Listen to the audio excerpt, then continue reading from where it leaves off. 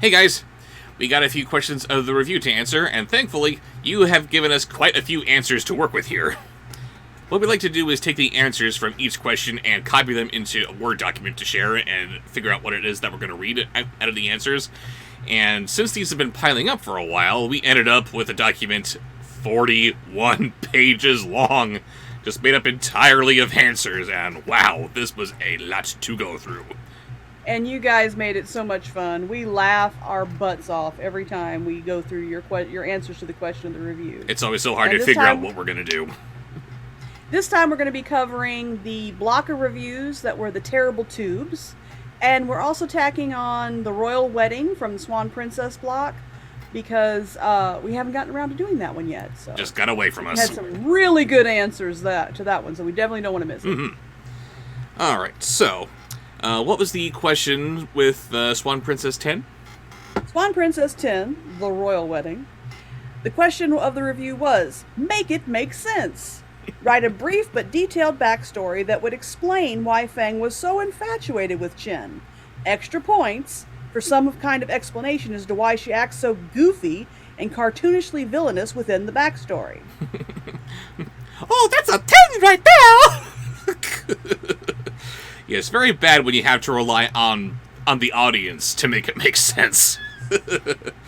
Anyway, I imagine Fang making some kind of Faustian deal with the Chinese equivalent of the devil, wherein all she wanted was for her lover, Chen, to achieve his dream of being the royal painter.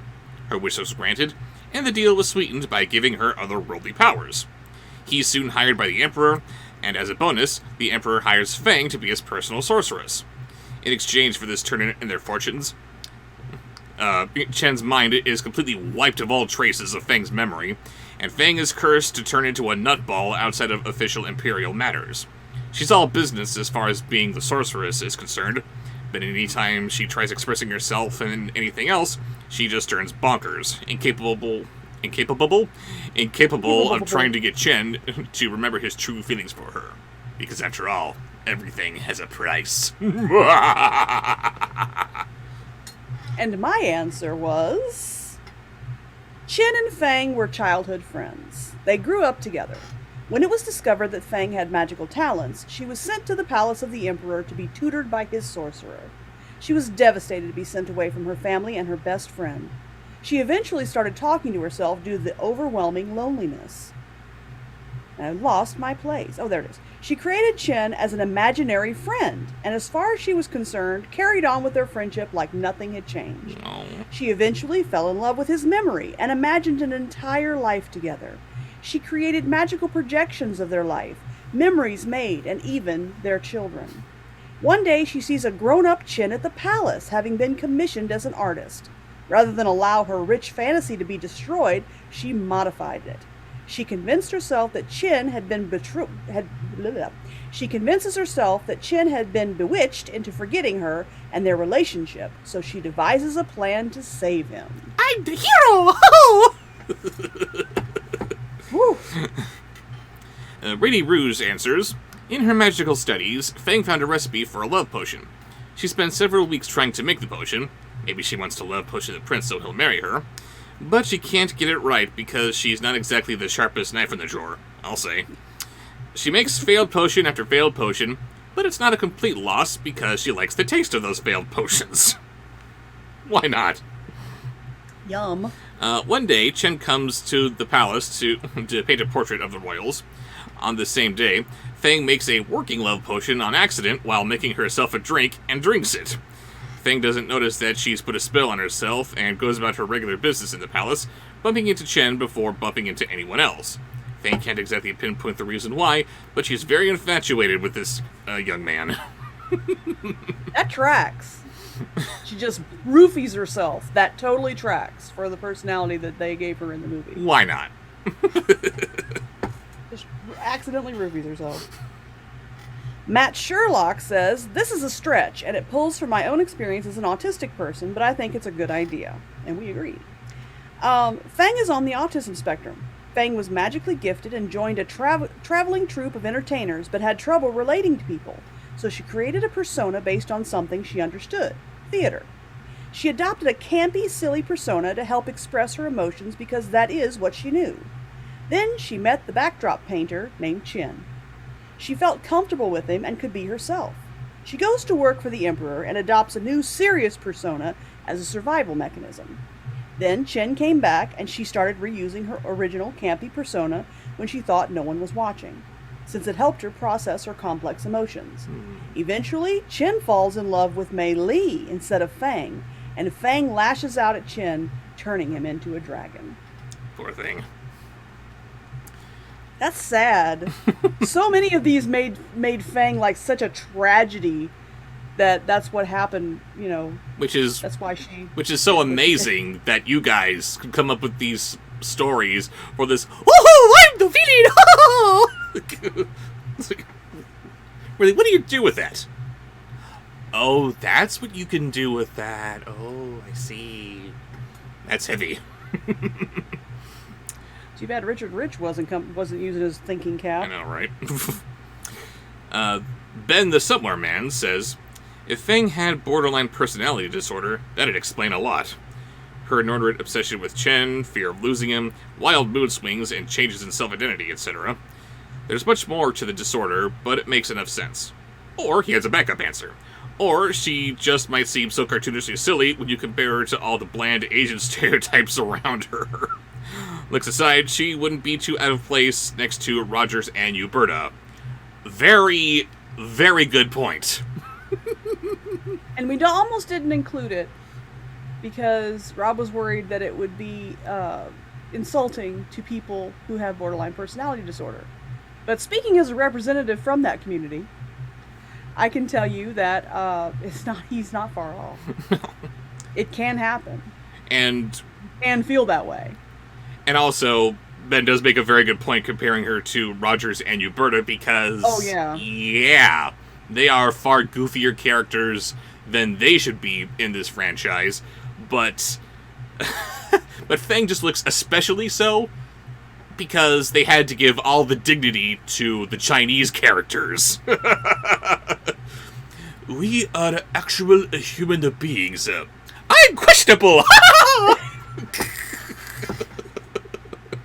But yeah, it's too easy to imagine her dialogue being given to Uberta for some reason, and that is just very, very sad.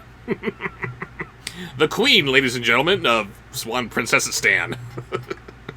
And I want to reiterate, speaking of Uberta, I have felt nothing but disgust, annoyance, and disdain for 99% of these movies. Mm-hmm. And this movie is no exception. Except for Uberta's song. It makes me freaking cry, and it makes me mad. Because they wasted it. It's so good. There was effort put into that sequence. The look between her and Rogers. It's just the look. It says so much. Yes, the the song itself is really good on its own, but just the way that it was implemented, the way that everything else around it is being shot and edited, and it's like, oh, guys, you put effort here, and it works.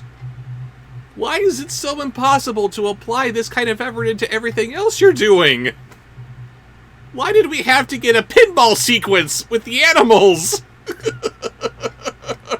And then instantly, oh no, my lip is doing the quiver thing, or whatever he said. I'm doing the lip thing.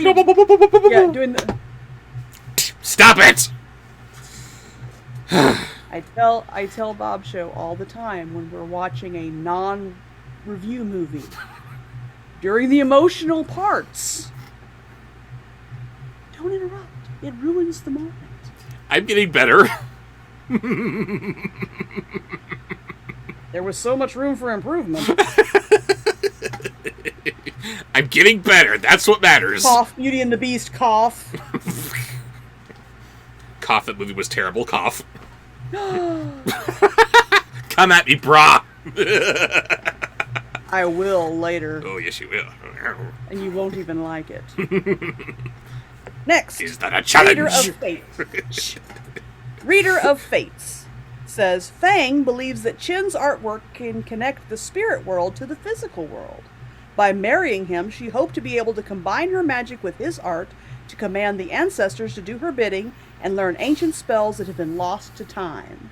Just a means to an end. It just means I love it. That's the perfect motivation for a villain. She is trying to increase her power, of course. She doesn't love Chen. He is just a stepping stone. That's right. Phoenix and Hexlar answers, Chen got a hold of an enchanted paintbrush and made a series of paintings where Fang was the comedic damsel, always saved by the hero in it. The paintbrush brought Fang to life, and Fang pursued her hero and great love. When she saw him in love with Mei Li, though, she turned the Emperor against him and turned him into a dragon. She's a creation of Chen. And when she finally meets him, she's just so enamored with him, because wouldn't you be? It's like... Apparently Chen's the hottest piece of tail in China. Mm-hmm. What? Or, I'm sorry, Cathay. What, you wouldn't tap that? I know I would. Okay. Verdant Range. I always said verdant. I may be pronouncing it American. I'm sorry if that's not the case. Fang was raised by a cruel, strict father who forbids all kinds of art from her life. As an act of rebellion, she learned of sorcery and got revenge against her father, savoring every moment of his suffering under her power. Dum dum dum. What? Dum dum dum. Dun, dun, dun. Once she started working for the Emperor, she discovered Chen making some artwork, and she had never seen such beauty in her life. It was so vibrant and amazing to her. This led to her falling for Chen. However, due to her lack of a healthy upbringing, she goes down the route we see in the route. I'm Southern, so I don't always pronounce it the correct way. What is the correct way? It's route. It's route if it's a noun and root if it's a verb, right? I have never heard it put that way before. Or is it the other way around? I don't know. I've heard both. The route. I never thought of the context. I think there's a rule for it. Probably, and I don't know what it is. But I grew up calling it all route. Route 66. I've never heard Route 66. So route has to be the verb, the noun, and route has to be the verb. That sounds like a good way of putting it. Because, right. yeah, Okay. Route 66? Who says that? Route 66. Okay, however, due to her lack of a healthy upbringing, she goes down the route we see in the film. Because it always comes back to my parents mistreated me. Unfortunately, It's a thing. lasting effects of bad upbringing. Oh, yeah. Grace Starks answers, Fang was born in a family of farmers, but she had her own plans for her life. Without anyone knowing, she left her small village to the kingdom of Cathay. On the way, she met a handsome artist named Chen who offered to paint her portrait because he thought she was very picturesque. It didn't take long for Fang to fall for him. The two went to Cathay together to start their lives anew. She began to study magic while Chen continued to paint for a living. She had a plan to propose to him with an item known as the Jade Ring, which was an artifact hidden in the mountains. She went on the perilous journey to get that ring, but unbeknownst to her, Chen was after her, so she wouldn't risk her life for something like that. In the hall where the ring stood, Fang used her magic to evade most of the traps. She grabbed the ring just as Chen was about to run to her, but it triggered another trap that caused the floor to collapse and Chen and Fang to fall. Fang survived thanks to her magic levitation, but Chen suffered amnesia and no longer remembered Fang. Fang's intense grief and sorrow caused the magic of the Jade Ring to take over her mind, making her go insane. So at the cost of her own sanity, she does everything in her power to marry Chen, even though he doesn't remember her. Grace dug deep. Now, okay, refresh my memory. It has been a long time. Mm-hmm. There was no Jade Ring in the movie, No, right? this That was all Grace. This was Grace's own invention. She basically just wrote an Indiana Jones movie for Fang to star in. Which works. But, yeah, no Jade Ring. No Jade Ring. Okay, so that was a really good idea. Mm-hmm. And Chen has no clue. Now, but they were actually a thing at some point. Well, that is encouraging. That's better than what the movie gave us. This comes out of nowhere. There were several answers that had a very similar gist to them. The answers were from G.A.'s Honey Bear, Moonbeam's Son, Angel, let's scroll. A melon named Kate. It's not bold-faced on my phone. It's not bold-faced on my end either. Sorry about that. Yeah. Stargirl, next time space. Stargirl 247, Morgan Young, Tim McKee, and Sabrina Loizidis Meredith. I apologize, Sabrina. I know you contribute often, and if I'm mispronouncing your name, I'm sorry. The gist of this was Chen was the only person that was ever nice to Fang. She fell in love with Chen because he was nice, he was decent, he treated her like a person. This is setting the bar low, ladies. Now, if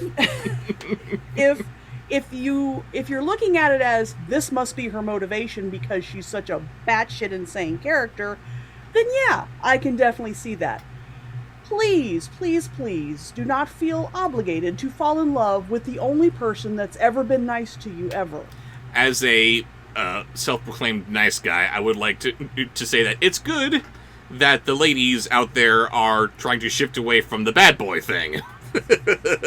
Oh, I'm sorry. I do agree. Nice guys are very...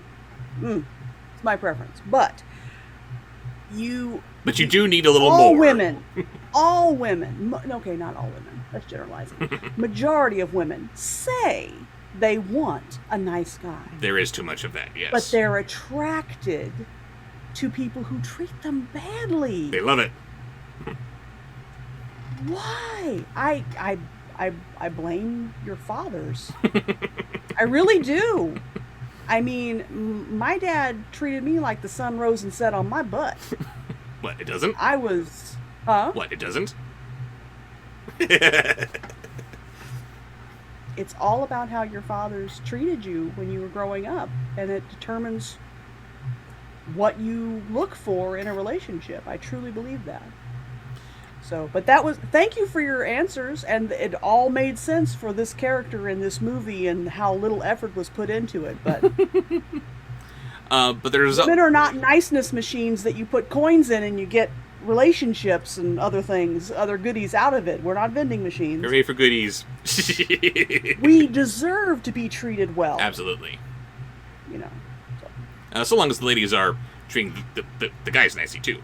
But oh yeah, you have to be worthy of being treated well by treating others nicely. Treat others the way you would like to be treated. Right.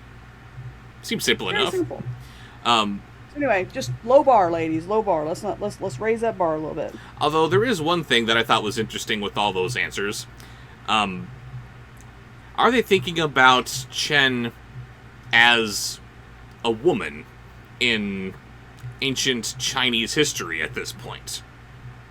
Oh, that's right. We did talk about that. This was a long time ago. It took us days to go through your answers. It did. Again, 41 pages worth of answers, and we got to skip it down a lot. And that's completely on us. That is is completely on us for waiting until we had so many built up. But yeah, in that era of China, which is, I mean, let's face it, the movie is nowhere near historically accurate. But it looks like it's trying to be. I don't know. Maybe. But anyway, okay, if you look at it through that context, and you had this being nice to a woman of Asian descent, Chinese descent, in that era that it's supposed to be in, yeah, that would be unusual. Holy crap, you treat me like an equal. So would having any access to her unchaperoned. So she wouldn't have had the opportunity to fall in love. It wouldn't have mattered if she fell in love because she would be marrying the person that her matchmaker or her parents arranged. Probably, yeah. So, on one hand, yeah, I can see that being it seems like it should be historically accurate, but then again, women didn't have those kind of choices. There are other factors we're not bringing into the table here. So it's like, whatever your reasons for saying he was nice to her, so she fell in love with him.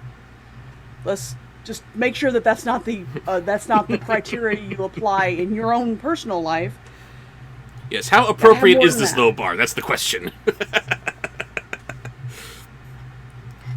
Let's see. Moving on. Yeah, so many of those. He was nice to me answers. Scroll. Ah, here we go. Sage Man answered. As practiced as she is in the magical arts, the forbidden arts, if you will, are those still a thing, or did they become a glass orb and then Joe? So hard to keep track. Joe, I love that. Anyway, she's always had an appreciation for, well, the regular arts. She just can't resist a good painter. She spent a lot of time lurking over Chen's shoulder, growing more and more obsessed with him and his art, until her present-day loopiness set in due to erotically sniffing the paint fumes. Not just sniffing the paint fumes. Erotically sniffing the paint fumes. I can't talk. Oh, Chen, my love. Oh! And Chen's like, lady, back up. Just, let's just be friends, okay? What did you say? Friends with the benefits? Oh, my. I love that answer. Oh, well, what review should they watch if they want to find out who Joe is? Just in case. That would be for Swan Princess 5. I think it's called... I'll explain it. Watch the review. Yes. Gotta watch the review. I think it's called, like, a royal family something. I don't know. They just like throwing royal noun into the titles now, and there you go. Right. Everybody's royal. Mm-hmm. And you get to be royal, and you get to be royal. Elise says, what if we took the focus off of Chen? And instead, I love this idea, instead emphasize the everyone wants to be Mei Li claim. Maybe Fang was unpopular for most of her life, or at least perceived herself to be in a bowler hat guy kind of way, and thus resented the princess for being so beloved, seemingly without even trying. Being the Emperor's royal sorceress gets her a distant kind of respect from the rest of the kingdom, sure, but it doesn't make people like her more. Maybe at some point the heroes could point out that Mei Li is doted upon in this way because she's kind to everyone, not just because she's beautiful or a princess, as Fang assumes. In any case, she happily agrees to curse Chen into dragon form because she wants to see Mei Li suffer. And then when that plan was foiled, she concocted the scheme to impersonate Mei Li and marry Chen herself. Chen is inconsequential. Fang just wants to marry him so Mei Li can't. And turning Mei Li into an old woman serves the purpose of forcing the princess to feel what it's like to be on the outside looking in. Fang's got some anger issues. Wow. That was such a good answer. It is true, though. Everyone wants to be Mary. Oh, really? That is a brilliant, just a little bit of one line, and Elise it's came up with that. It's not about Chen at all. The other answer that someone had, where Chen was just a means to an end, she was looking for power. Mm-hmm. I loved those answers. Those were so cool. So many interesting ways we're taking this character. I love it. Kent Huang says, Fen's so infatuated with Chen because her tea leaves said that he was her true love, and she believed these soggy tea leaves because what else is there? And then you have that, the fanatic who is just so into the tea leaves that if she reads on a whim, Chen is my true love? He must be! Chen, I must have you! Chen's like, I don't know you. But the tea leaves! Look at the tea leaves! They said that you know me! No, I don't. And finally, Poi Poi Girl answers, with each movie, the Swan Demon becomes stronger. Remember the Swan Demon? The Swan Demon. Demon! So Odette made Fang fall in love with Chen so she may help save the day and get another DVD release. Again, nothing to do with Chen, not even anything to do with Fang. It's just all about Odette being the hero. and keeping this evil demonic franchise going. Truly, the Swan Demon is evil. And while we didn't have nearly as many answers as we did for the Chen was nice to her, so she fell in love with him, we had quite a bit of answers that mentioned because Chen was hot. So that's why I said earlier, Chen must be the hottest piece of tail in Cathay. What else is there? Maybe it's just me. Couldn't see And it has nothing to do with his ethnicity. I just thought Lucas was drawn better than, adult Lucas. Shut up. Moving on. Beginning the terrible tubes. Oh man, what a pain this was. Questions of the review. We were trapped in the TV. The editing was atrociously hard. And of course, what do we open with? Fantasy Island, the TV show spin-off of Tentacle Frickin' Lino. Why? Why did this get a TV show? And of course, with something this horrific, there could be only one question to come from it. The question of the review. Come up with a TV series based on a different tragedy or disaster. Even though this topic allows for some truly awful ideas, let's keep it at least minimally respectful to the people who actually passed away as a result of the tragedies or disasters that you're using. We are not making fun of anyone who died. That's horrible. Right. We're just making fun of a really terrible premise. Yeah, I don't usually read the rest of the disclaimer, but this is important because this could have gone... It had such potential for being horrible, and everybody did well. There was no answer. It was like just completely horribly out of taste. Right. It was as good as good a taste as it could be for this question. Given the material. Yes, you all behaved yourselves admirably. Just like Fantasy Island, keep the focus on a completely made-up story instead of the actual results of the event. So yeah, so we did that, and Bob Show and I each came up with one. Read yours, dear. I'm fully admitting right up front, maybe I'm pushing it here. But this just came to me immediately. I'm sorry I had to say Everybody this. but Bob Show behaved themselves admirably. I imagine a story about a couple of gerbils who single-handedly pilot an airplane, which has fallen victim to simple mechanical failure, from crashing into the Empire State Building, while also thwarting the plans of an evil tycoon who wants to burn down the rainforest so he can build a sadness factory. The Adventures of 90 and 11.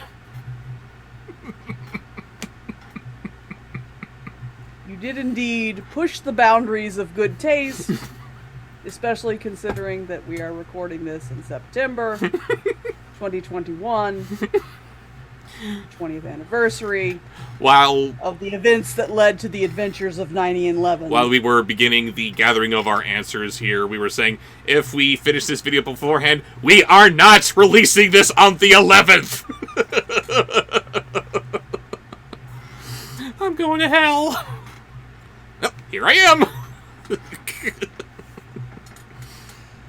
And my answer was The Wizards of Katrina. And she can make this joke because she was in it. I am indeed a Hurricane Katrina survivor. A big hurricane blows a mall full of... I gotta get my notifications turned off, I apologize. A hurricane blows a mall full of southern teenagers to the magical land of New Orleansia, where they meet new friends such as the Bayou Man, the drunken parade goer, and Voodoo, the spirit of the French Quarter. How will Boudreaux, Jimmy Joe, Nevaeh, Sissy, and the rest of the gang get back to the real world? Tune in to find out. I know that you're going for a Wizard of Oz thing here, but I can't help but imagine the Shadow Man from The Princess and the Frog in here somewhere. Tell me that wouldn't be awesome. It would be awesome. Grace says, the Great Molasses Flood in Boston. A beaver named Biggle Spudiner is exploring the city of Boston in 1919 since he's tired of chewing on wood and wants to chew on metal instead. This poses a threat to Abraham, the miraculously living metal train. Instead, how about chewing on some dead metal? Abraham prompted. This led Biggles to chewing every dead metal he saw. Grime, a greedy slime cube from the sewers, learned of this and decided to take advantage of it. He intended to flood the city with molasses so that he could consume all of the molasses at once. Biggles, being a complete moron, listened to Grime's persuasion and began chewing on the metal tank containing tons of molasses. Molasses begins to flood into the Boston streets. Fortunately, Abraham is able to save some of the people, and Biggles immediately constructs a metal dam to stop the molasses from spreading. Grime absorbs all the molasses and grows to a massive size. He appears to be on his way to becoming the size of Boston, but then Abraham slams into him, causing him to explode into smaller slimy cubes, which all escape in the sewers. Biggles and Abraham are hailed as heroes, and the rest of the series will see them assisting in the fight against Grime's slimy molasses-filled cubes, which are causing havoc across Boston. Isn't it insane? Yes. And you understood it perfectly. This is what we have come to expect from Grace. Just 31 flavors of what the hell. But always entertaining. Always. And here's one of the most popular tragedies that you guys came up with TV shows for, the Hindenburg. Yeah, lots of Hindenburgs. Lots of Hindenburg. This one is from Jimmy C. 1994. His pitch is Hindenburg, a 3D hip-hop musical extravaganza. I'm in. The plot revolves around a flock of talking geese who wear hats and pilot a magic talking blimp to rescue plucky orphans from the wicked Randolph Hattler. I don't know. There's something about this Randolph Hattler guy. He may not be trustworthy.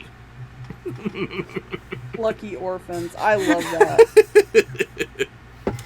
Hip-hop musical extravaganza. Oh, yes.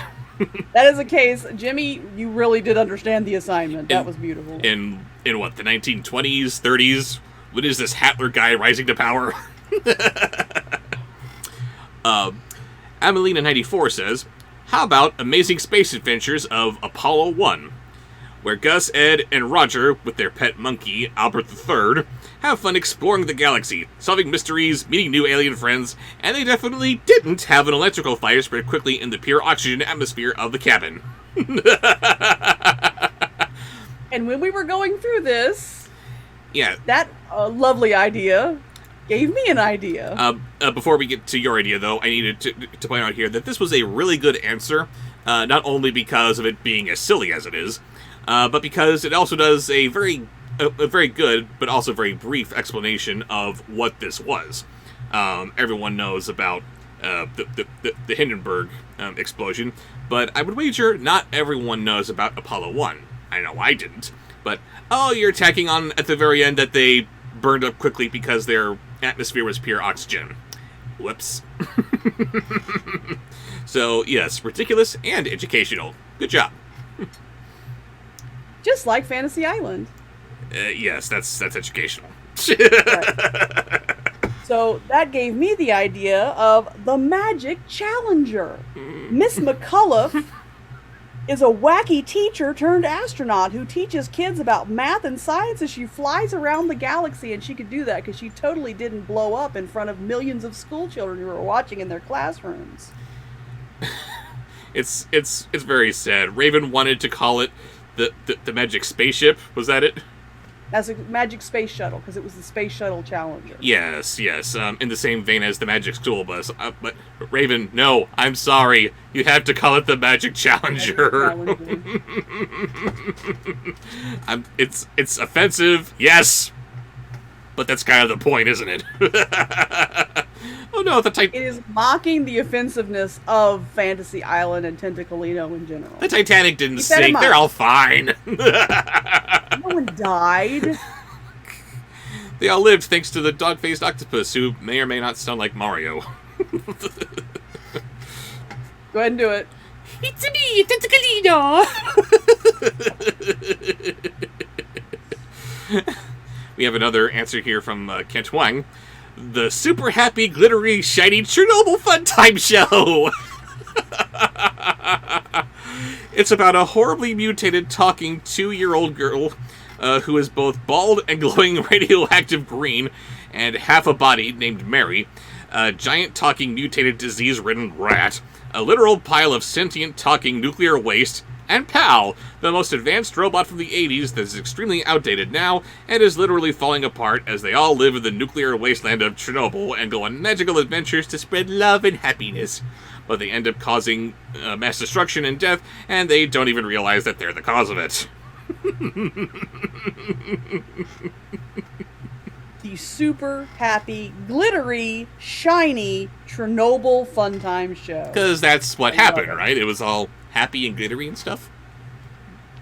Much like Fantasy Island showed that the Titanic was just... It was just a pleasure cruise. And save the whales. Have an ecological message!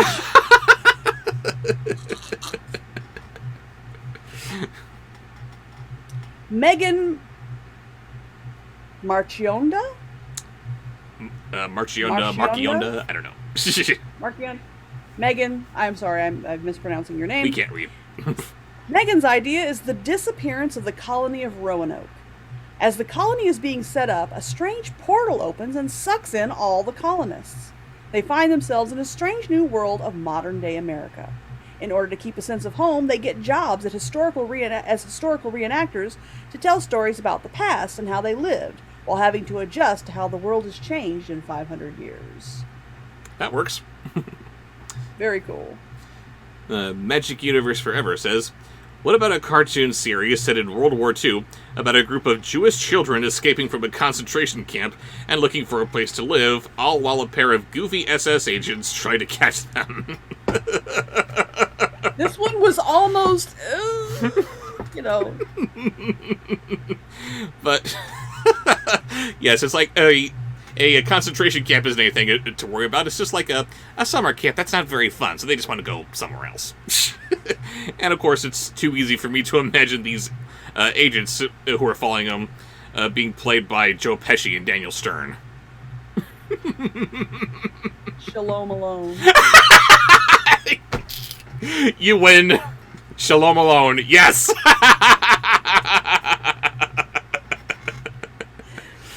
Oh. Angry Vibes came up with the Salt Lake City Tornado of 1999. An animated musical featuring Terry the Tornado as he decides to make a pit stop in the land with no tornadoes, Utah. But it's not welcomed by the locals or their weather systems.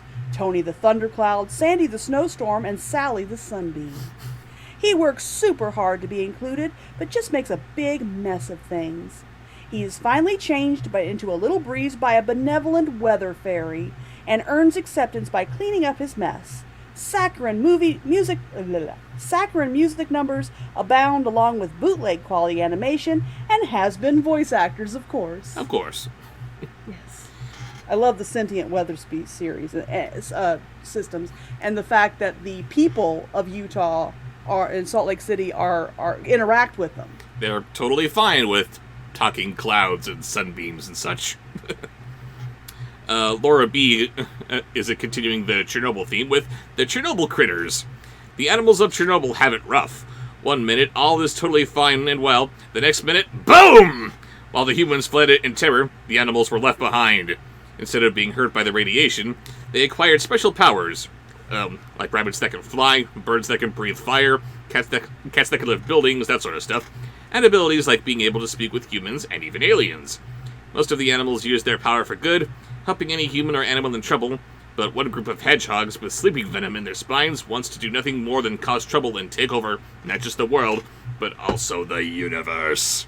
Oh, Dun, dun, dun. only the flying bunnies can save us now! Mad Hatterson. Mad Hatterson, yeah. Okay. Mad Hatterson. Mad Hatterson. Oh, I get it. Came up with Harvey Hills, a show based on Hurricane Harvey. A young fisherman in Galveston, Texas, discovers talking fish that tell him to use the hurricane as a message to stop throwing trash and oil into the sea. Meanwhile, an evil armadillo is responsible for polluting the sea because he just wants to keep his homeland clean. It's all about the evil armadillos. They're behind everything! Save us, flying bunnies! The Paladin Author YouTube says, a heavily merchandisable retelling of the 1989 San Francisco earthquake. In the real event, the World Series ensured most people were home watching the game instead of out and about when the normally heavily commuted Bay Bridge collapsed. In short, baseball kinda saved a ton of lives. Very interesting point. In the new animated version, the figurative becomes literal, as the Giants and the A's are gifted with supernatural baseball/athletic related powers, and have to overcome their rivalry to work together and save the citizens during the quake. And nobody dies. Again. Baseball saves the day! In a very superhero-y fashion, which is awesome. Dun, dun, dun. Mechazoic came up with the idea for Hurricane Andrew of 1993. The story is based around a junior meteorologist club and their singing albatross mascot. The titular hurricane is actually caused by a UFO that has spiraled out of control and it goes into a tailspin. The kids use a magical amulet they find in a cave to change their albatross into a mystical Thunderbird, which quells the hurricane and carries the alien spacecraft back into orbit. Everyone who was swept up in the hurricane is revealed to be fine, as the UFO caught them in using a tractor beam when they were trapped in the hurricane. So they're all rescued. Of course. Everything's great.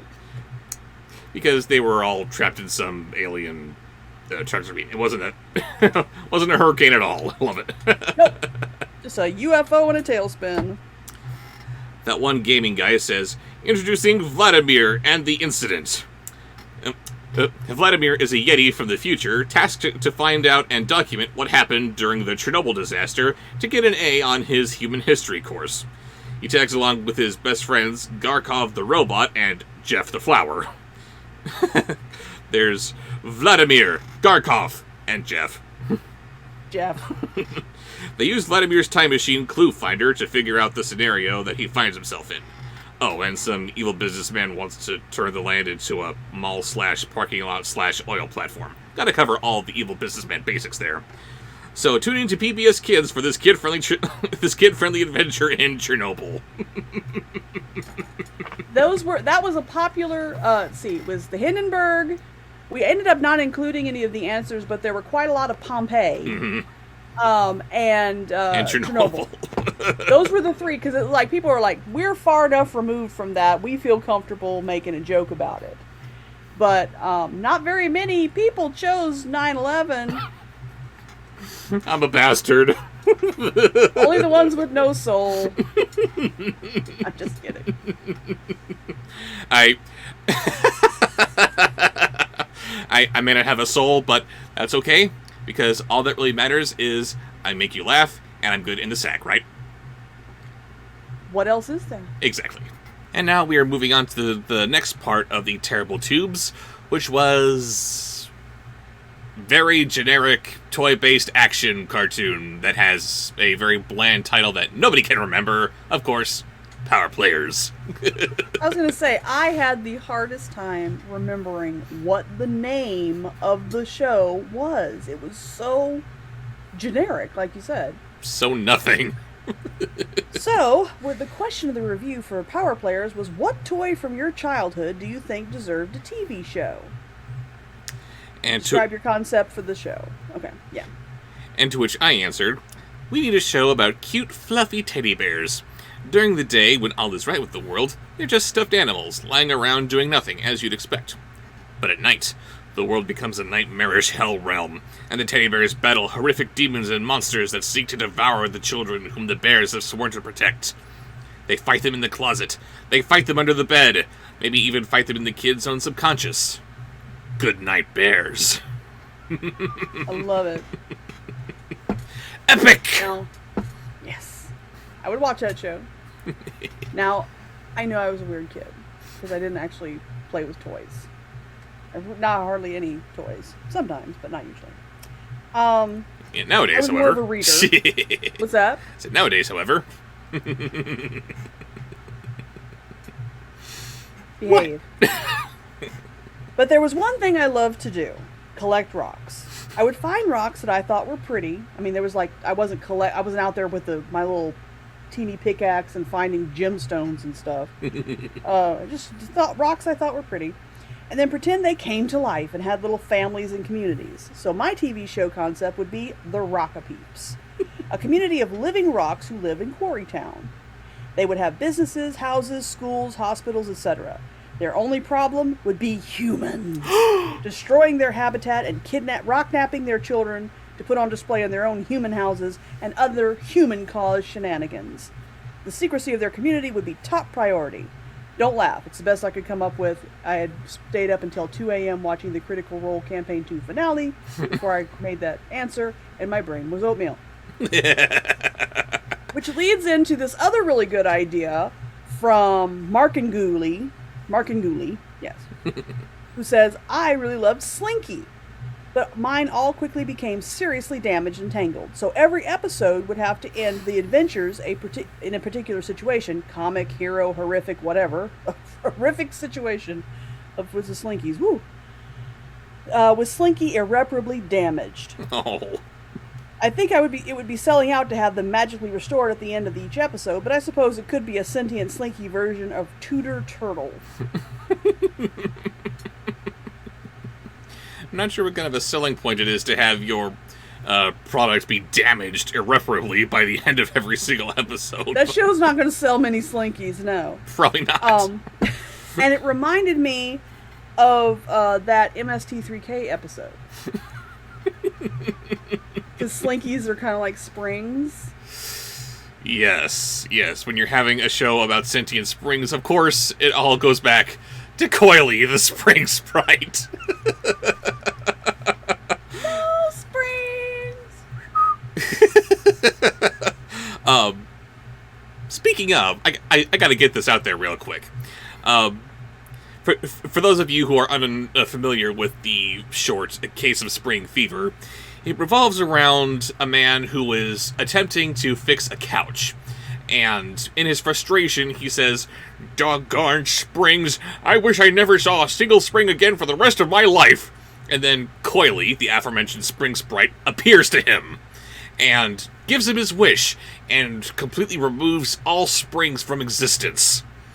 And, of course, he very quickly learns what a vital piece of the modern world springs play.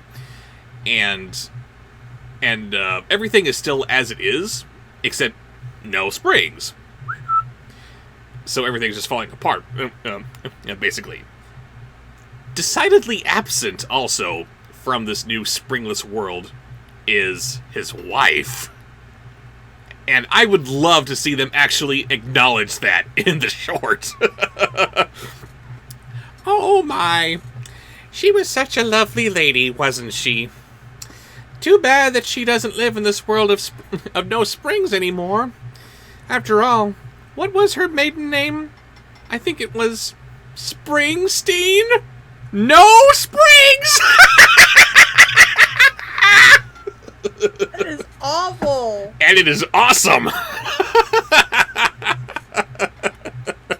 Wow. Holy Rod Serling Batman. Okay, back on track. Sorry about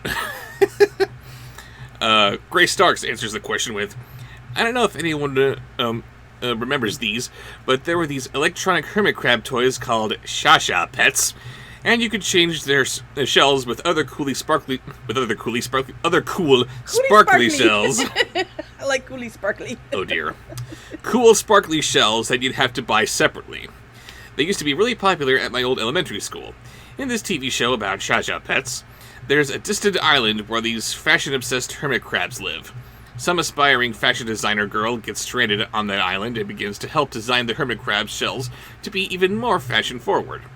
The main villain is a lobster who despises their fashion sense and wants to break all their shells so he can sell them to these drab shells he's created. So the whole show will be about the Jaja Pets doing something for inspiration, but then the lobster... You said Jaja. You said Jaja Pets. We had to look up and write down the pronunciation because it's spelled XIA-XIA. He said Zia. I don't think that's right. The Jaja Gabor Pets. Yes, the Jaja Gabor Pets. the Sha-Sha pets doing something for inspiration, but then the Lobster Betty will try to stop them and smash their shells, but they prevail because friendship is fashionable. Damn it, Grace. Damn it, Grace. And damn it, whoever decided to take Chinese words and spell them with the English alphabet. Just spell it S-H-A-S-H-A. Come on! Or does it would make it easier for us dumb Americans. And it's not like it's going to offend the Chinese who don't use our alphabet anyway. Or do you have to spell it Z-I-A, Z-I-A, so it looks more like a China? If it looks more mystical, it will sell better. I had never heard of those toys, but I did have some hermit crab pets when I was younger. And what did they wear? Whatever shells I gave them.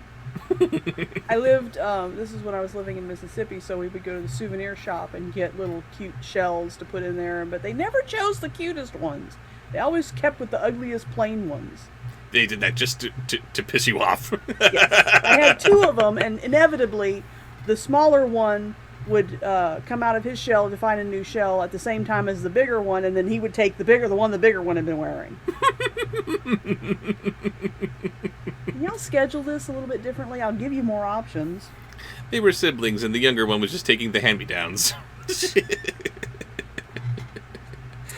Evie Rawlings says, when I was little, my mom bought my sisters and I cheap little plastic dollhouse and dolls, and we loved them.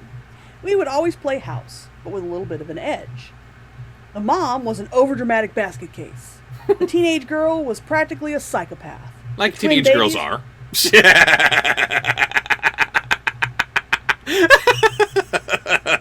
And divorced. And oh. The twin babies were geniuses. I don't remember the little brother's distinct personality trait other than just egging on his sister to do crazy things, while the dad tried to keep everything in his power to keep things in order. We played them in the manner in which they knew they were dolls. This was my favorite part of the whole concept. They knew they were dolls.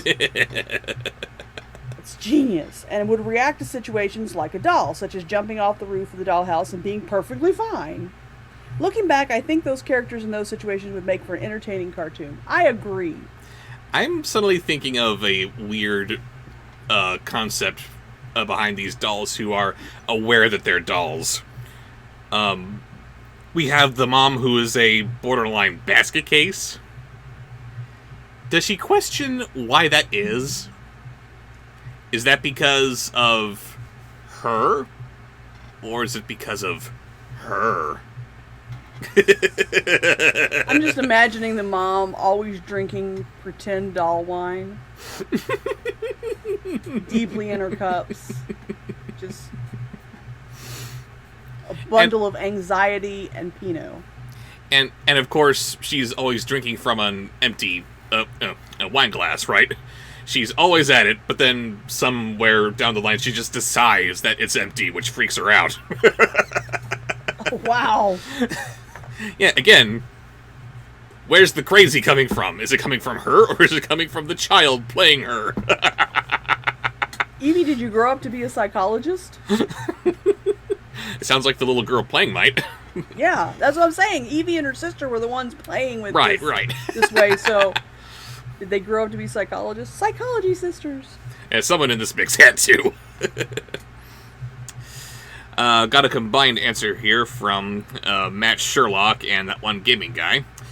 How about a Marvel Secret Wars style battle world populated with dollar store knockoffs, with the main characters being RoboCap, a RoboCop Captain America combo, Ranger Power, and G.I. Jack. Of course, he's supposed to be a ripoff of G.I. Joe, but because his packaging reads G.I. with no periods, everyone calls him G-Jack. G-Jack! With the Green Army as the Cobra-style antagonist. And that one gaming guy continues, okay, so I played with a lot of toys, so much so that I can't single out any one toy for this comment. So why not use all of them? Introducing Venture Around the House, a story about toys and their daily life. So the main character is Optimistic Leader, I get copyrighted for using our boy Optimus Prime, he says. And he lives in Toyopolis, the capital of Toy World. He swaps dimensions via a door that comes with every toy only visible to them. He has 2 friends, Timothy Tank Engine, the voice of reason, and George the ever-so-curious monkey. It's a story-based adventure series where he and his friend are having to deal with the possibility of their owner growing too old for toys and the rising threat of the new video game society. The toy elder, Thaddeus Barron, orders Optimistic to stop the threat of the society's potential conquest.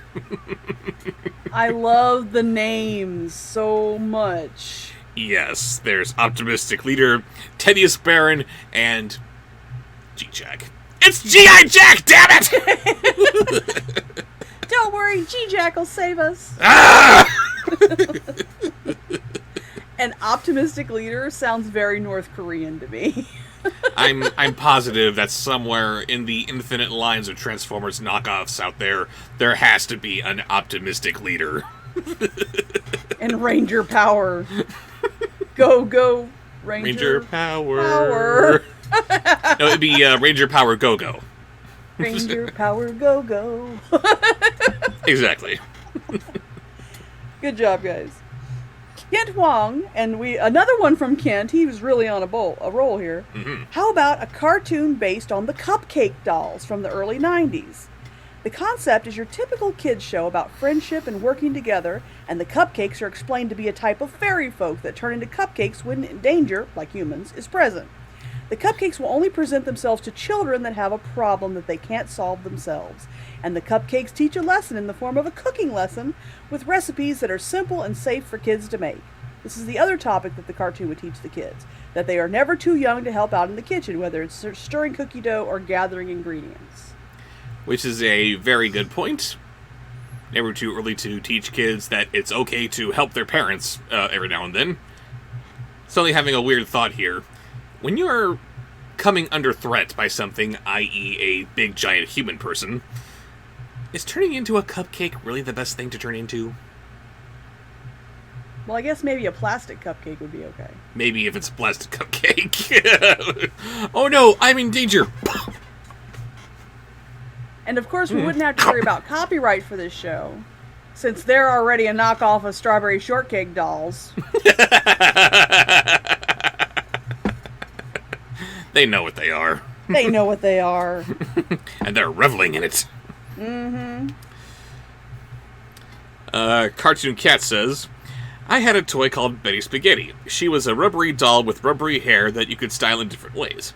She also had changeable body parts and the usual girly accessories, including a laptop and rollerblades.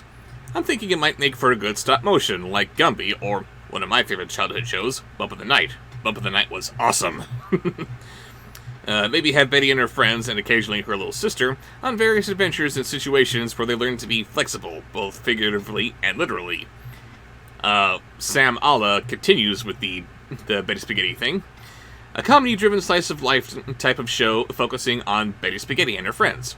She could be an assistant/protege to a family member who's a hairstylist, which inspires Betty to want to create new, wacky and fun hairstyles. Maybe even try to make art out of these hairdos. I can't help but imagine the fun character animation you could have with the Betty Spaghetti characters, but with their noodly limbs and noodlier hair. And again, stop motion. It would have to be stop motion. Very Gumby-esque. Yes, exactly. We need more weird, surreal Gumbies in the world. I do remember Betty Spaghetti. Didn't play with Betty Spaghetti because I didn't like dolls. But anyway. Shy Cartoon Girl. And now, look, something cute. Where?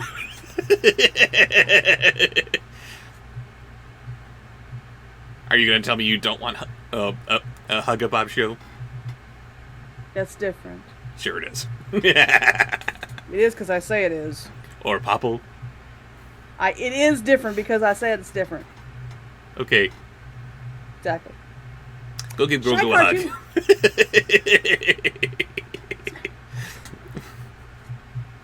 Shy Cartoon Girl said, I had a blue teddy bear named France that was given to me by my grandparents for my 9th birthday. I always imagined him as the bear who always landed into trouble. Going out to get some tea, lands himself in a bank heist. Gardening in the backyard, An army of evil ants conspire against him. I call his adventures France's Frantic Adventures. And I would watch that show. And of course, as a blue teddy bear named France, his catchphrase whenever he gets into trouble would have to be "Sacre bleu!" Good gravy. Tell me that's not perfect. And then Sean Marcy came up with a similar concept. Beanie Babies TV show, focused on comedy and drama. Maybe have the conflict in the show revolve around their feelings on being collectibles as opposed to being played with. That got to me. That is like a tragedy.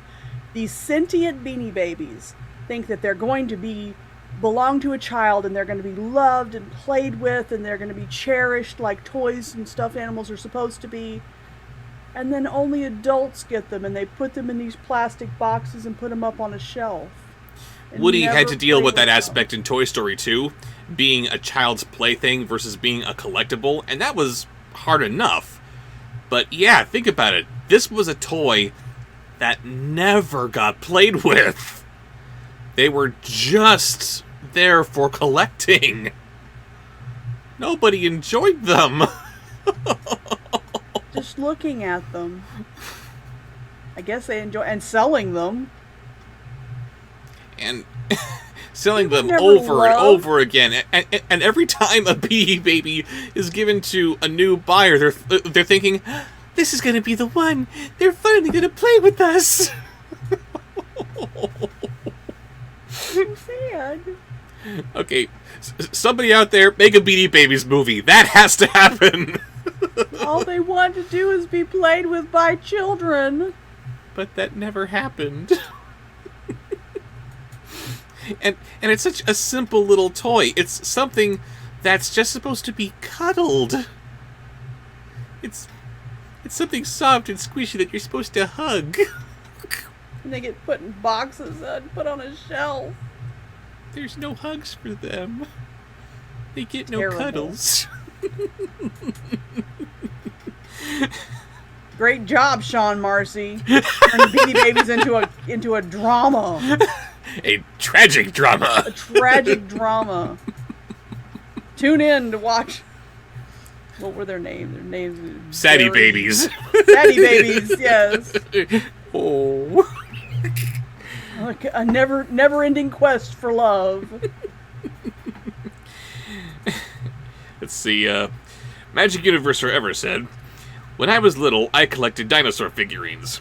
I loved to roleplay with my friends and come up with the dinosaurs as stories, and I'm proud to say that they turned out pretty great. The protagonists were a couple of T-Rex twins who had to lead a whole pack of dinosaurs to a safer place, and the villains were a Spinosaurus and his two bumbling henchmen.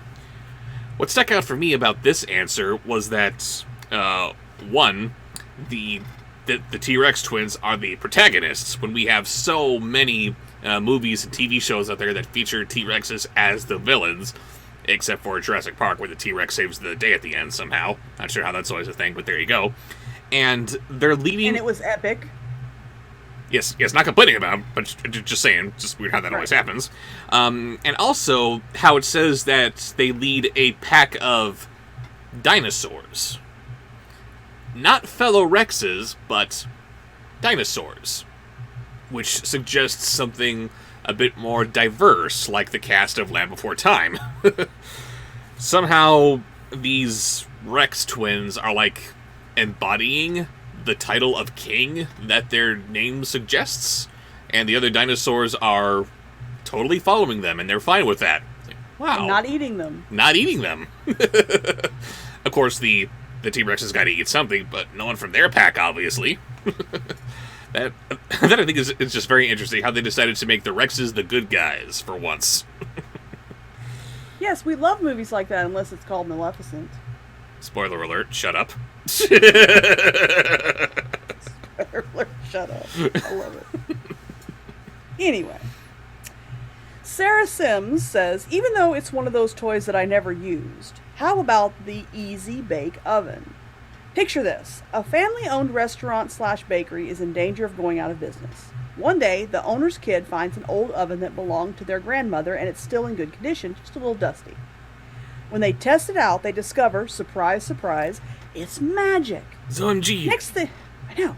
Next thing you know, the place is booming, and customers keep coming in for the delicious meals and mouth-watering desserts. However, there are a few obstacles they have to deal with throughout the series.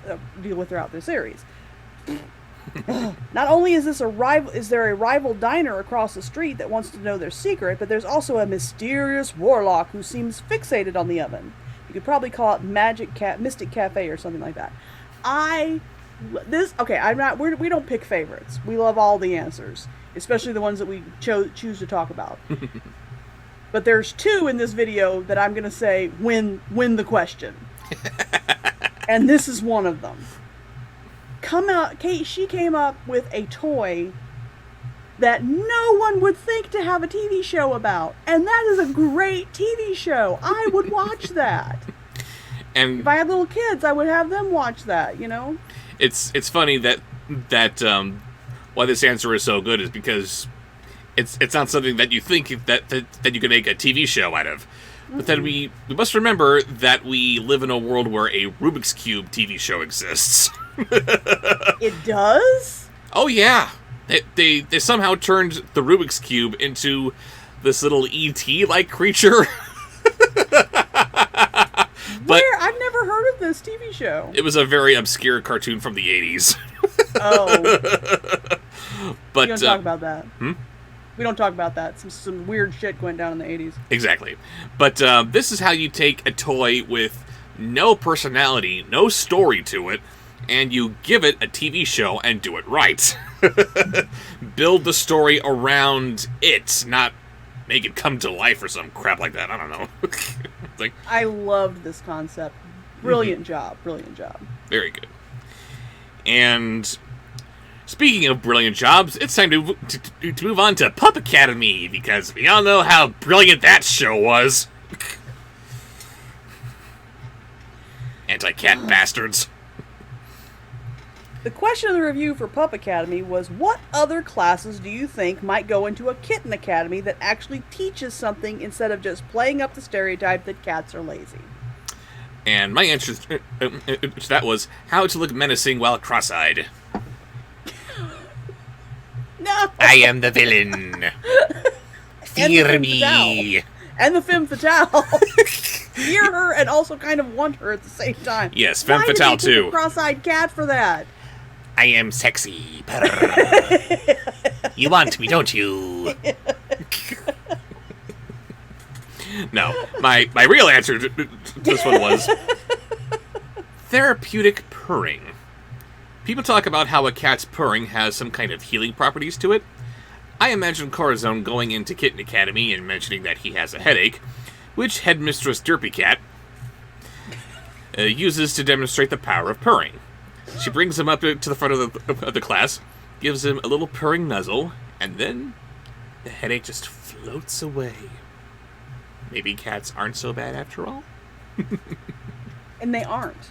They are not. Because Luna, some of you who come to the live streams have met Luna, she's my therapist. I've referred to her as my therapist for many years. And one of her big moves, her techniques, is that if she knows I'm having a bad day, she'll get up on she lives on my shoulder anyway whenever I'm holding her. She likes to be right up under my neck and chin. But if I'm having a bad day, she'll get up there and then she'll turn her head, stick her nose right in my ear, and purr as loud and as hard as she can to make me feel better. Uh-oh, there's a bad day happening. I will give Mama the purse. And it works. It helps. It really does. So therapeutic purring is absolutely a thing. I'm going to take away your headache now. I think that the cross-eyed might have taken away from the therapy value. Might have been a tad distracting. It doesn't help if you're laughing your ass off at it. Although laughter is good therapy, but I don't think that was the point. Why did they pick a cross-eyed cat? Were there no other cats? Were there no other cats available? Did they not know how absolutely goofy she looks? What? This can't be an evil mastermind. An evil, sexy mastermind. Evil, sexy mastermind. No, it cannot. You forgot meow meow. Meow meow.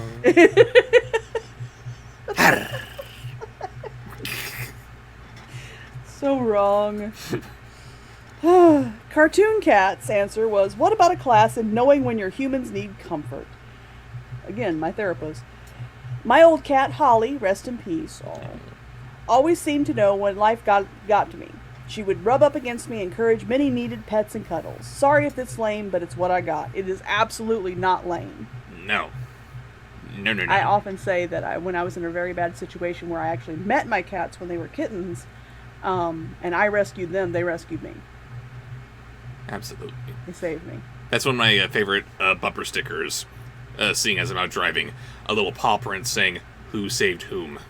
Mm-hmm. Let's see. Again, going back to Grace. Always so many good answers coming out of her. While me and Bob's show were bouncing... Grace is the evil genius. Kinda, yeah. While me and Bob's show were bouncing ideas off of each other, she was guest writing this review with me, we came up with the idea for a class that teaches kittens the art of fits. It teaches the kittens to conform like liquid to any box or small space they find. It'll be like that meditation class for kittens when the zoomies... with the zoomies, rather, so they can learn to let go and adjust to any small space or box they can fit in. They truly learn if they fits, they sits. That's right. And Necro Meme follows up with that concept with finding the most annoying places to sit 101. Because while fitting where you're sitting is very important, there's also, what's the most inconvenient place to sit? Oh, I know, on Mama's keyboard while she's working. I was about to say advanced studies in keyboard blocking. Cuddles, please.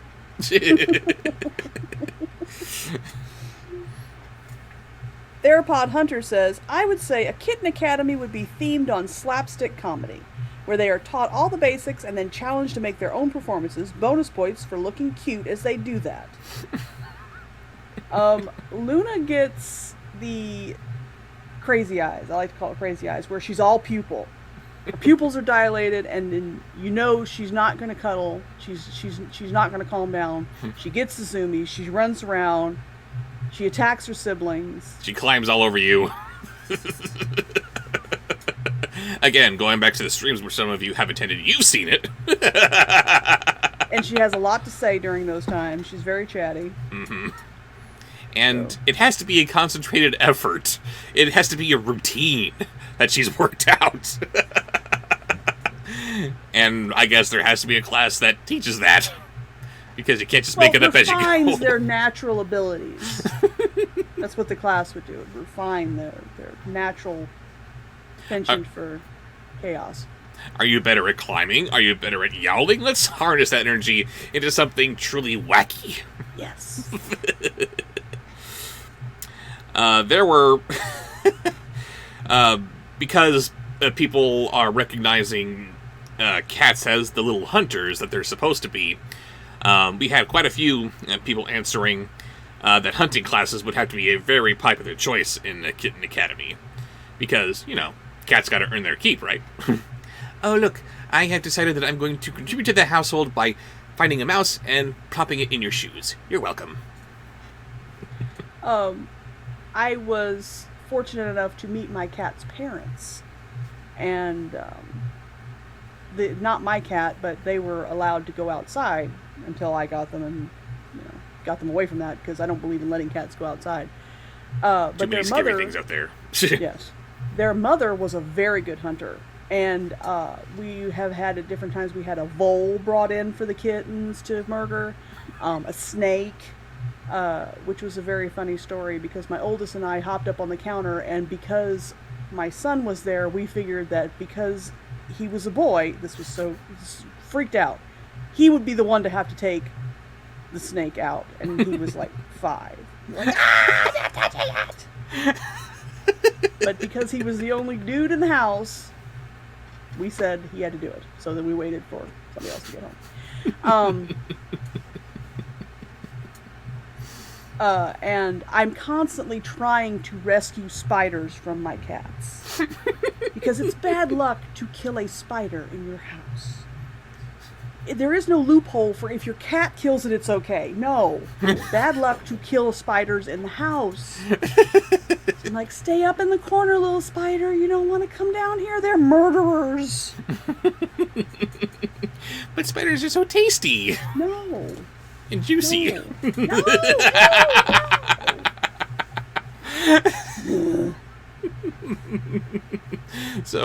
So, Mama Cat, not to be confused with that Mama Cat, brings in a bunch of little critters for her kittens to finish the job. Yes, here's a nice half-dead animal for you. Go nuts. And the damn humans kept putting it back outside. I worked hard for that. Would you please stop? I'm trying to homeschool my children. Would you please stop interfering? Do you know how hard it is to find something and not quite kill it? Now that you put it that way, I imagine kinda. Because Maya, I mean, she was a little cat, but she was tough. She took role of Mama very seriously. We were always interfering with her homeschool lessons. Bad Raven. So anyway, who were the ones that suggested hunting classes? Those were Magic Universe Forever, Evie Rawlings, and Shay J Multiversal. All gravitating towards hunting, because it's what cats are. They're little household murderers. And I also have some similar answers from the Walrus Clown, Rainy Rogue, and the Adorable Witch. And those are, well, the Walrus Clown says, a class on how to magically Batman the hell out of existence when your human wants to find you. I'm convinced that cats either have teleportation powers or can turn invisible. Word. Rainy Rogue says, getting their owners to pet them. I don't know about anyone else's cats, but mine never take no for an answer when they want me to pet them. They will meow, get up in my face, and even run under my hand until I give in and pet them. I could see an entire class dedicated to teaching the strategies of begging for attention. And Adorable Witch says, massages. I love seeing cats rubbing their paws into blankets and sometimes people, no nails of course. I think it would be cute as hell if they had a masseuse class to teach kittens how to relax and soothe. Spa day. And the reason those go together is my cat Paul. He is a ninja. There are times when I have issues with my legs that I don't want a cat on my lap. And that's where Paul prefers to be. Luna will be up on my shoulder so I can always have her. But Paul wants to be on my lap, so I will take him off of my lap.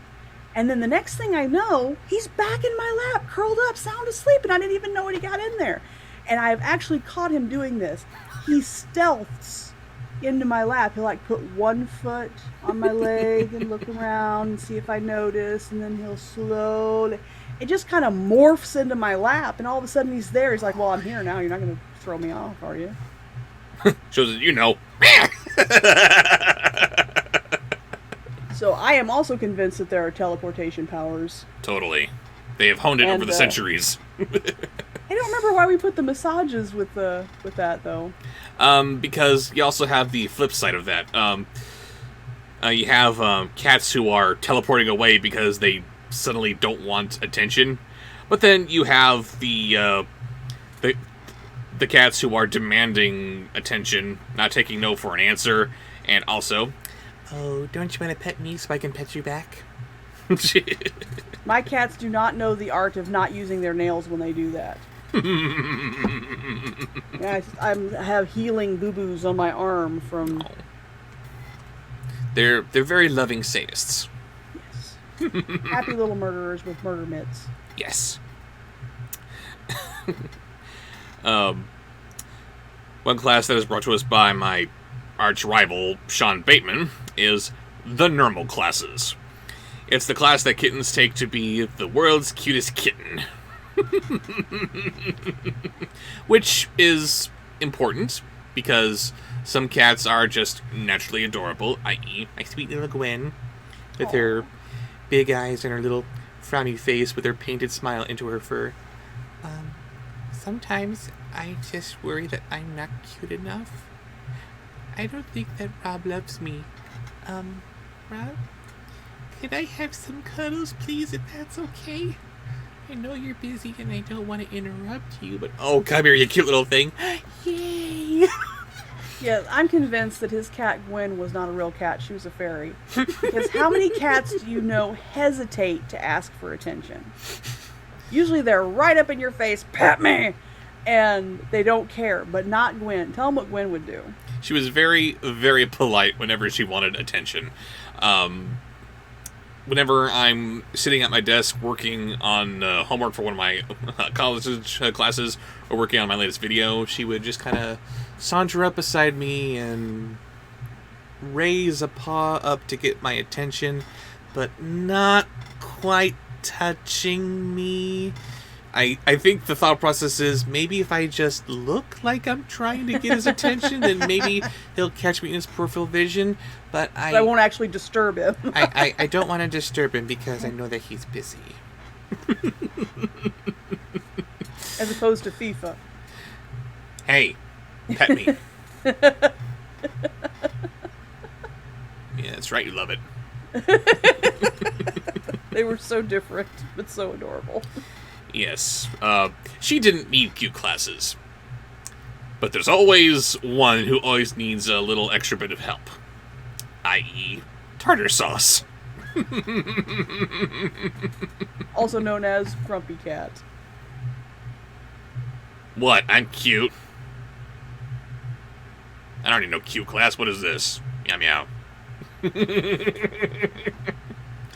And I'm sure she was a very sweet little thing, but cute? She had an unfortunate face. It wasn't her fault.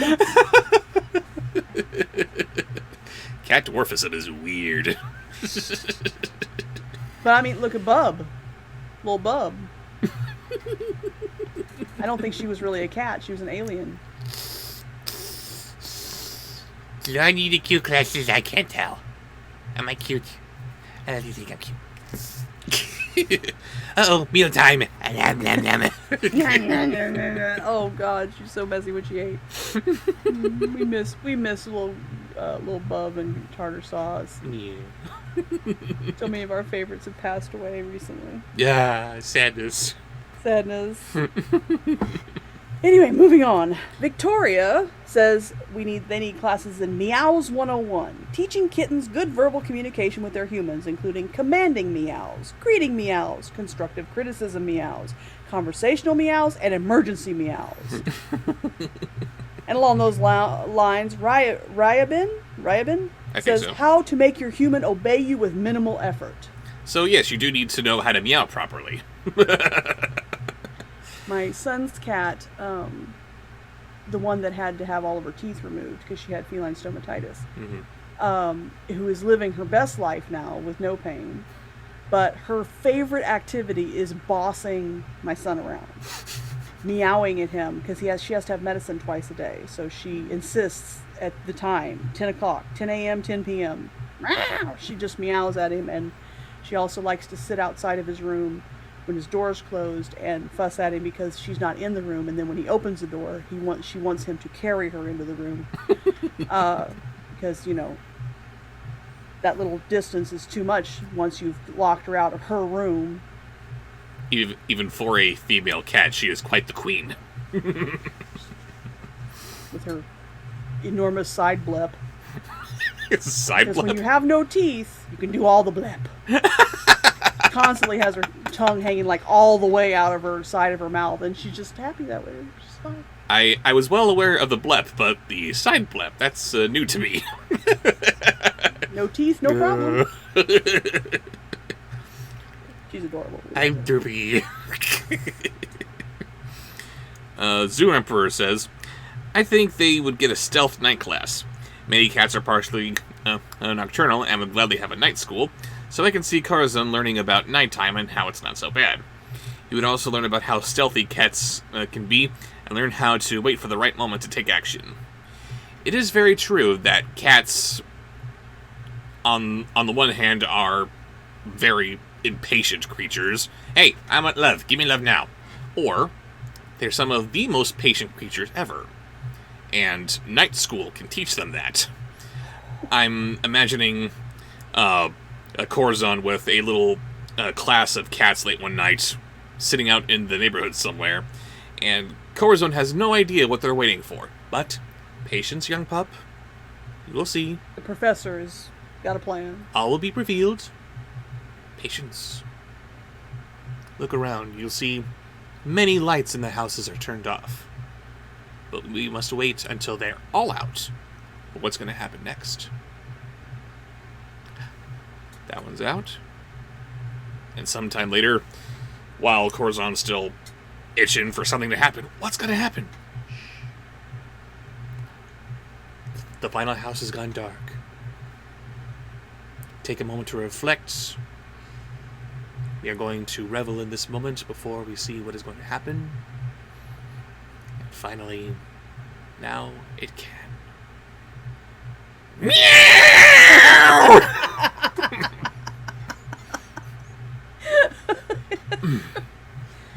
So worth it. We love cats, but so evil. Cats are assholes. But we love them. But we love them. Impinus? I'm not sure. Screen names are weird, said Bob Show. It suggests stair etiquette. My cats just love being underfoot, except mysteriously for on the stairs. They watch. She knows we're talking about her. Except mysteriously for on the stairs. They watch me go up or down first and then follow. Never had to train any of them to do this, so I kind of like the idea that they learned it in Magic Kitty School. Not my cats. I don't know how they would be on stairs because I don't have any stairs in my house, but I do know that when they urgently want you to do something, if like they could see their bowl, the bottom of their bowl, but even if it's got food in it, we call that kitty empty, which is an emergency because they're obviously going to starve to death. If it's time for wet food, if their water dish is not cleaned or full, then they will yowl to get our attention and then walk in front of us to lead us to where they want us to go. They'll walk very slowly.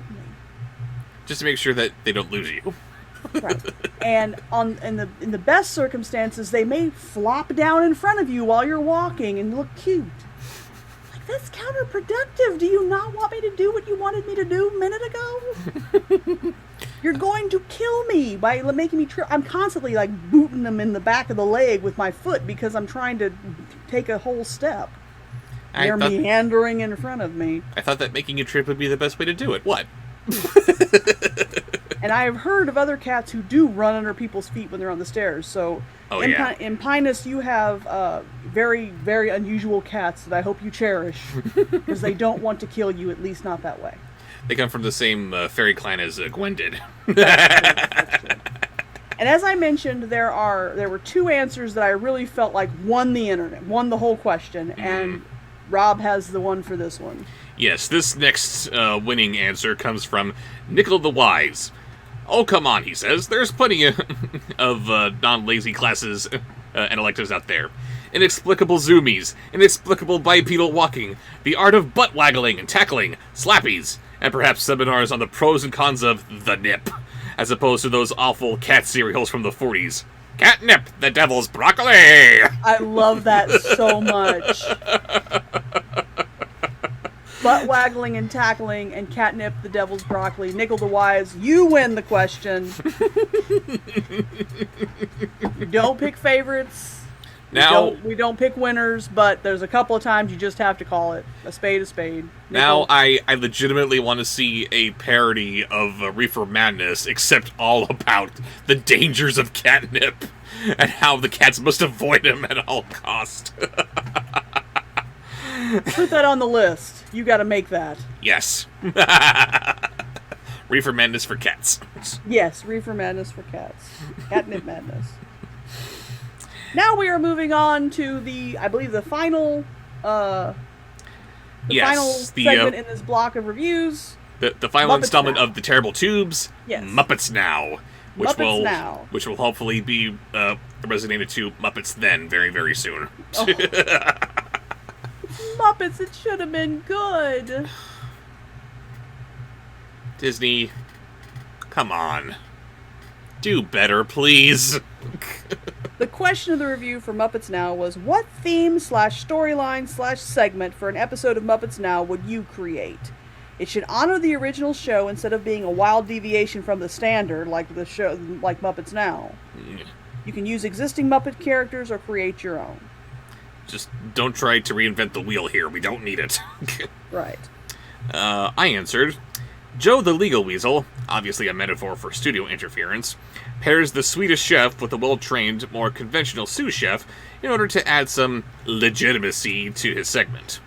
She wants to do right by her boss and tries her best to turn it into a more by-the-numbers cooking show. Of course, it isn't long before she realizes that while the chef's methods are unorthodox, it's impossible to argue with the results, and she follows his lead instead of trying to turn the show into something it isn't.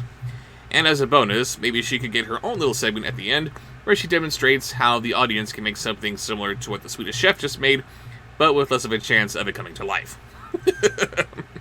Very good. Because we need to remember, the man can cook.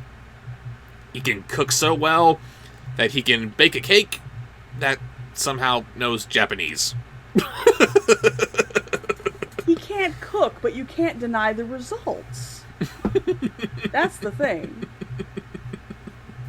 No, he can cook. It's just Bob Show really was very weird. offended by their treatment of the Swedish chef on Muppets Now. It's so weird. You joked about Maleficent earlier. I don't know that I have these emotional investments in these characters until I see a betrayal of what they're supposed to be. What? The same thing happened with me and Beaker and Dr. Bunsen. Right?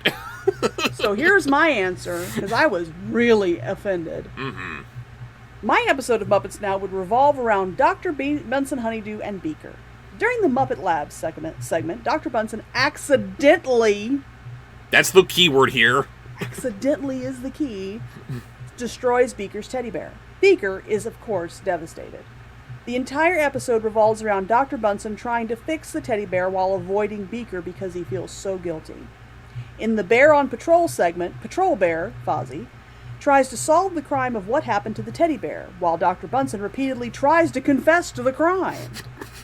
In the Veterinarian's Hospital segment, Dr. Bob, Rolf, tries to perform a miracle surgery on the teddy bear, though it is ultimately unsuccessful. The guest star gives Dr. Bunsen some advice about saying he's sorry to Beaker and being more careful with the things that matter to our loved ones.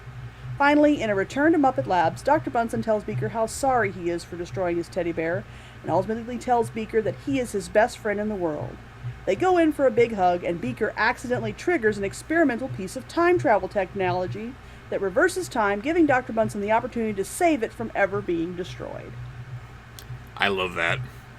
And I hate to repeat talking points from the review, but as you pointed out while we're watching it, I don't think that Bunsen and Beaker ever really interact with any other Muppets.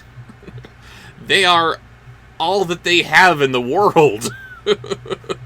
Exactly. So for Bunsen to just blithely to purposefully destroy Beaker's most prized possessions like that, it's like, no. He wouldn't do that. This Every time is Beaker gets hurt, it's an accident. He never goes out of his way to hurt Beaker. No, it happens because all the time. Because science, and that's because the joke. He's a terrible scientist, but that's beside the point. He was doing it on purpose and trying to hurt Beaker. Beaker wouldn't continue to work with him. That's not funny. And like we said in the review, these people that wrote Muppets Now, I don't think that they ever saw the Muppets, the original series, or any of the movies back when they were good. It really doesn't seem like it, no. They had no idea, no idea the concept of the characters and their personalities. But it is so refreshing seeing these answers where you guys do understand who and what these characters are. Once again, we return to Kent Huang, who says, "At home with Rizzo and Gonzo." A home improvement segment / a decorating idea segment where the two demonstrate a topic such as feng shui with disastrous results, mainly because Rizzo is ironically the neat one, and Gonzo tries to incorporate literal garbage into the project, which obviously offends Rizzo because of the association with rats and garbage. and meanwhile, Gonzo's just, what? Right, Gonzo's completely oblivious. He's not being ugly on purpose. He just thinks that this garbage is a legitimate piece of decor. I love that one. Kid came up with some really good answers during this block of reviews. Jack Sullivan suggests a YouTube music tutorial with Rolf the dog and the Electric Mayhem, but the joke is they have two very clashing music styles. Rolf teaches classical style while the Electric Mayhem teaches rock and roll, so they argue over which style is better, and I would like to think that they ultimately combine the two and have classical and rock and roll in one song, and it's amazing, and as Bob likes to point out, like Queen. That's how we end up with the famous Bohemian Rhapsody video. Tell me that wouldn't be amazing. It would be amazing. I love that. It's funny that most of what they're doing on YouTube seems to work, but when they try to intentionally be influencers on Muppets Now, it just falls apart terribly. Why not make shows that revolve around what they're doing on YouTube? And also on Twitter. And Twitter. They put out a lot of good stuff on Twitter, the Muppets accounts, various Muppets accounts. Mm-hmm. Yeah, this thing between Rolf and the Electric Mayhem, that could totally be an entire episode accumulating into this Bohemian Rhapsody video at the end. That'd be amazing. It would be. Claire Carey answers, Karate with Miss Piggy, where she teaches celebrities like Scarlett Johansson how to do the famous Hi-ya! I love it. And yeah, because how many celebrities out there are actually doing their own stunts? Not a lot. But one of those rare celebrities who are Miss Piggy. Mm-hmm. We know that she's doing her own stuff. Miss Piggy is an icon. All while still wearing her satin gloves. Right. Don't start.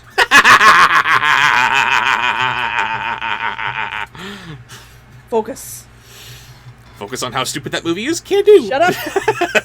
Cartoon Cat suggests catfishing for love with Clifford. Clifford Catfish gives dating advice. Yes, I'm well aware of its term for luring dates. Where he would help different Muppets with their relationships, but the other Muppets would botch it up, while only Clifford succeeds at it. I love it. Of course, catfishing would only work perfectly well in his favor. Grace says, the Muppets come face to face with a couple of knockoffs of them called the Parionettes. Cecil the Iguana affirms to Kermit the Frog that his gang are not knockoffs, but their skits are carbon copies of the Muppet skits. When Joe the Legal Weasel tries to sue them every time, they simply give their acts different names so they're different enough. Like, Manamana is Nama Nama, Veterinarian's Hospital is Doctor's Vet, Joe the Legal Weasel sues them anyway to show people it's best to be their own self, because if they aren't, it could be illegal.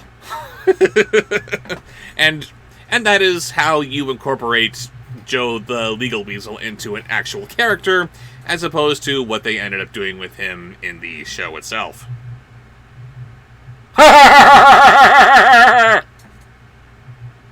Go watch the review if you haven't already seen it. Hopefully you've watched all the reviews before you're watching this video, or a lot of it's not going to make sense to you.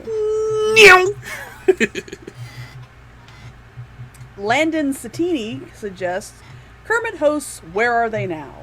A segment about the lives of some of the more obscure Muppet characters from across the franchise. What did the cast of Sam and Friends do to grow their company when the Muppets moved from DC to New York? Is Bean Bunny annoying anyone else with his obnoxious cuteness? How is Hilda enjoying her retirement after her one-season stint as the Muppet Show's wardrobe lady? I do miss Hilda, actually. And, actually, this would be a really good segment, because as much as I love Uncle Deadly, I'm very confused as to where he's been between his handful of appearances on The Muppet Show and the decades of nothing that would eventually lead up until his reemergence until the 2011 film. It's like, okay, where have you been this whole time? Very good.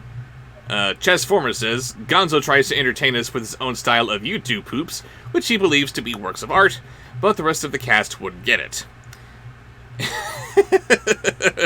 And, of course, in this episode where he's trying to convince his fellow Muppet cast about the value of YouTube poop. The art of it, yes. YouTube poops.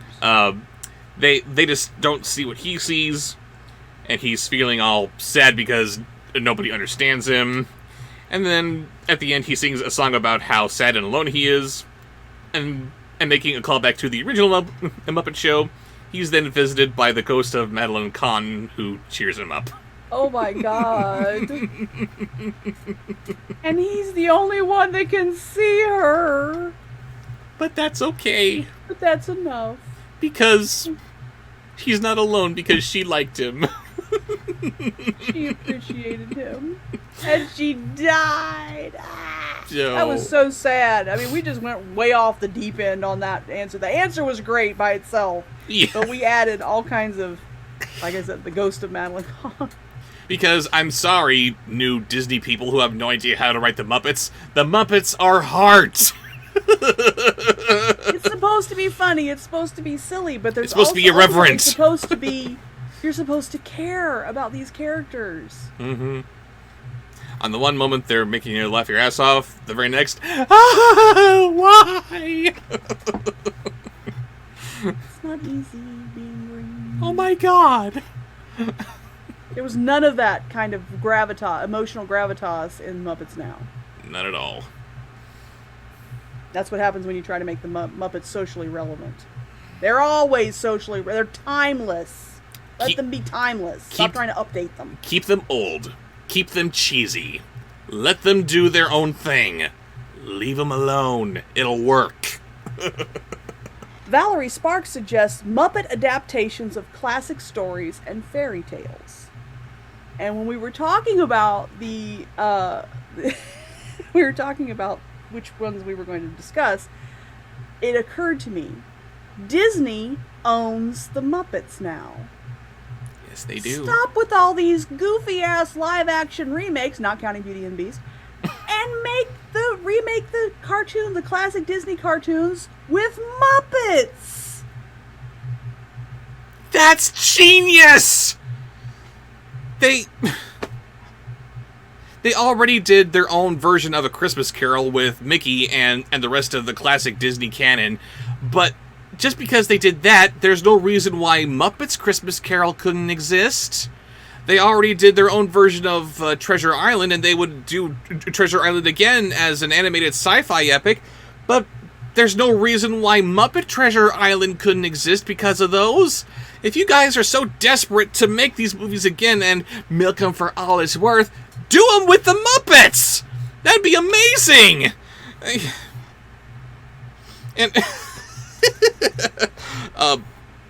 And on the one hand, you could easily fit these classic Muppet characters into other roles. Like, you have Kermit, for example, playing the Scarecrow in The Wizard of Oz. You have Fozzie playing the Cowardly Lion.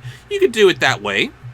Or, if you want to remake something that's going to have a bit more gravity to it, i.e. The Lion King, how easy would it be for the Muppet Workshop to create their own versions of Simba, Mufasa, all of them, while you have the original Muppet cast playing side characters? I mean, I could easily imagine Gonzo and Pepe playing Timon and Pumbaa, right? Oh, God, yes. Who would play Rafiki? Clifford, maybe? Again, if he's not an original creation for the movie. Right. Back when they were first laying the groundwork for A Christmas Carol, they were going to have the original Muppet cast playing the ghosts.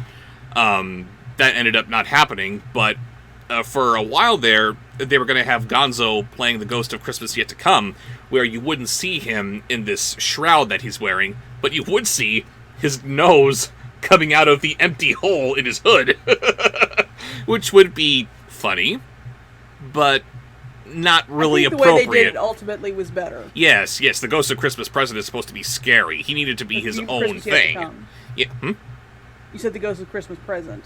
Pardon me? The Ghost of Christmas Yet to Come is supposed to be scary. Yes, and because he had to be his own thing, they decided to do that for the rest of the ghosts. Yeah, that was really good. But yeah, you could make, Little Mermaid, Cinderella. Was there already a Muppet Cinderella? I don't think so, but yeah, that could be very easily adapted into a Muppet property. Pinocchio made a couple of appearances in the Muppet Show. They could put him into a remake of the movie. No. No Pinocchio. Yes, Pinocchio. They would make it work. Pinocchio. And it wouldn't be the creepy Jonathan Taylor Thomas version. They're all creepy. Robin Hood. Robin Hood would be an excellent thing to be remade with Muppet characters. Oh my God! I've commented before how a live-action interpretation of Robin Hood would be weird because what are you gonna do? Have it be a bunch of animal people? But do it with Muppets. That would work. Disney, come on! You don't know what you're sitting on here. A literal gold mine that they're doing almost nothing with. Or rather, they're doing wrong. Oh, God, Muppets in the Haunted Mansion. Please don't suck. Please don't suck. Please don't suck. And the final answer for this final segment, the question or the review, comes to us from Red Bandit and Shayna Barnard. I would like a segment of Statler and Waldorf just riffing on stuff in the style of Mystery Science Theater 3000. My segment would be Statler and Waldorf doing a parody of YouTube reviews and reactions. Yes! Again, what they've been doing on YouTube is working for the most part, and in most videos, they end with Statler and Waldorf making some comment about what they just saw and making fun of it. You can do entire episodes about them just reacting to crap. And we know we would love it because we kind of give you guys a segment similar that's kind of inspired by Statler and Waldorf. A Nime Show, anybody? Show. See, Niall has a lot of Statler and Waldorf. Yes, we we know that would work because we've done it. Oh, man. But seriously, thank you all for the many, many wonderful answers to these questions of the reviews. Again, 41 pages worth of answers. And we want you guys to keep answering those questions of the reviews and questions of the riff. Even if it's been a little while since the video, if you haven't seen us discuss that question of the review or question of the riff, there might still be time to get your answer in. So it will come. Give us your answers. Please try to be brief, but be creative. Yes. And be creative where these people were not. Right, that's the whole point, is how would you do it better, some aspect of what you've seen, how would you do it better? Oh, I'm the bad guy somehow! Oh. Great answers, guys. This was a lot of fun. It always is. Thank you so much, and we will see you guys later. Bye!